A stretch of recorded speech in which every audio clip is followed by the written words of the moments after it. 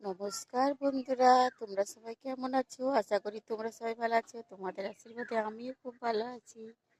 শুভ সকাল বন্ধুরা। প্রচুর ঠান্ডা পড়েছে। তোমাদের ওইদিকে কেমন ঠান্ডা পড়েছে জানি না, আমাদের এদিকে প্রচন্ড ঠান্ডা পড়েছে। আমাদের এদিকে তো গ্রামের জন্য প্রচন্ড ঠান্ডা এখানে। গ্রামের দিকে তো প্রচুর গাছপালা, তার জন্য আবার পুকুর গাছপালা, তার জন্য গ্রামে প্রচুর ঠান্ডা।